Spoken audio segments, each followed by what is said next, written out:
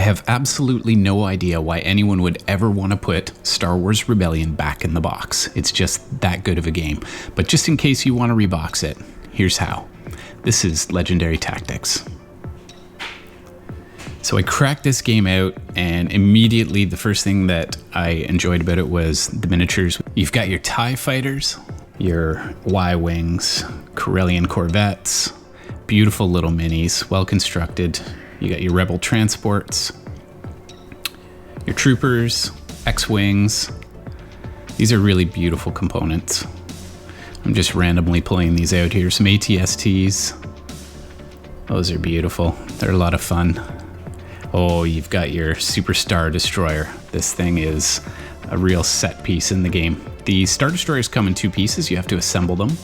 The AT-ATs, AT-ATs are awesome.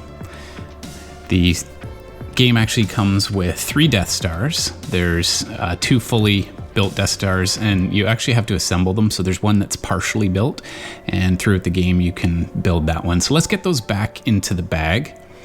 I would recommend, if you're just going with stock storage components, then I recommend you put them back in the Ziploc like that. These are the standees for the tokens to go on.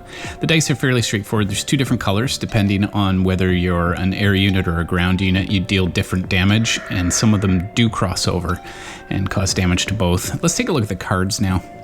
These are the cards that you choose in order to get your new leaders onto the board, and there's also special powers at the top. In the first game, you don't actually use the top part of the card. These are your droid cards, so the probe cards, so the Empire player will be searching the board trying to find the Rebel base. And here are some tactics cards. They come in 2 flavors. There's the space variety for the space combat, and then there's the land tactics cards. Those are the ones for the battles on the planet between the land military units. The board is gorgeous. It's huge. You're going to need a massive table for this thing. It comes in 2 halves. It's a fold out. It's mounted. I personally like to keep it back in the shrink wrap. If you use your force ability, you can suck the shrink wrap back, wrap it up, and if you have a knife, you can slide it backwards and reseal that. So this is absolutely the best way. If you have children or anything, you can avoid spills. Once again, you can draw all of those tokens back on top of the box using the force.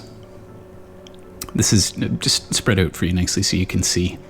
If we get into these punch outs, this one in particular has all of the various leaders that you'll be using.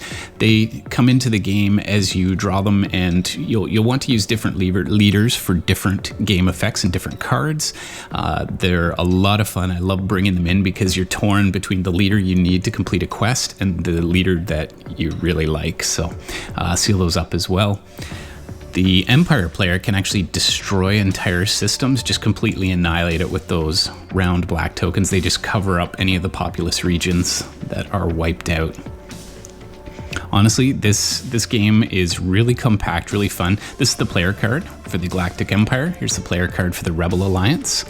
Both are really laid out nicely so that you can assign damage to the opponents, and you can also see what the powers of each one are.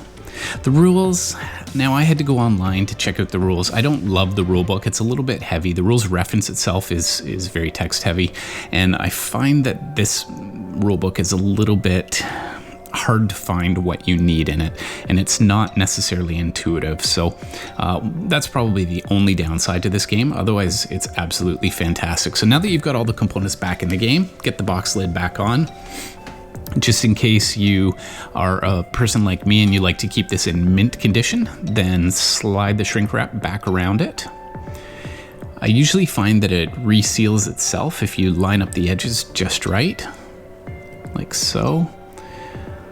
Pull it downward and it will reattach itself. So it's a big box, but I have to say it's not overwhelming. There aren't too many components in this.